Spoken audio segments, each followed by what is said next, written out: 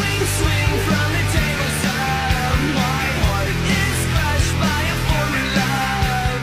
Nabuo ang The All-American Rejects noong 1999 sa Stillwater, Oklahoma. Mula ito sa pagkakaibigan ni Tyson Ritter sa vocals at bass at Nick Wheeler sa gitara at backing vocals. Kalaunan nadagdag sina Mike Kennerty sa rhythm guitar at Chris Gaylor sa drums na bumuo ng pinal na lineup na nakilala natin hanggang ngayon.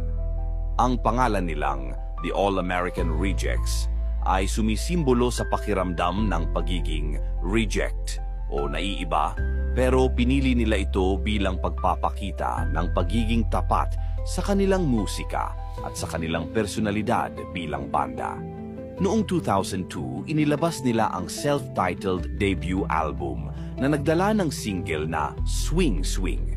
Ito ang nagpasikat sa kanila at nagbigay ng pwesto sa mainstream emo pop scene. Ang kasunod na album na Move Along noong 2005 ay mas nagpaangat ng kanilang pangalan. Kasama rito ang mga malalaking hit tulad ng Dirty Little Secret, Move Along at It Ends Tonight na naging anthems ng mid-2000s. Noong 2008, inilabas nila ang When the World Comes Down, kung saan lumabas ang kanilang pinakamalaking hit, ang Gives You Hell, na naging multi-platinum at isa sa pinakapinapatugtog na kanta nila hanggang ngayon. Sinundan pa ito ng Kids in the Street noong 2012 na bagamat hindi kasing lakas ng naunang albums, nagpakita ng kanilang pag-evolve bilang banda.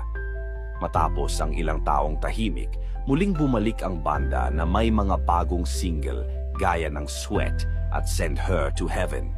At ngayong 2025, inilabas nila ang bagong album na Sandbox, ang unang full-length album nila matapos ang higit isang dekada. Kasabay nito, nagkaroon sila ng kakaibang house party tour, mga intimate na shows sa maliliit na venues gaya ng bowling alleys at campus halls na nagbigay ng mas personal na karanasan sa fans. Ngayon, higit 2 dekada mula nang sila'y mabuo, ang The All-American Rejects ay nananatiling simbolo ng 2000s pop-punk at emo-pop. Sa kanilang pagbabalik, pinapatunayan nilang kahit tinawag silang rejects, sila'y minahal at niyakap ng buong mundo ng musika. Follow Dasha's story for more band stories.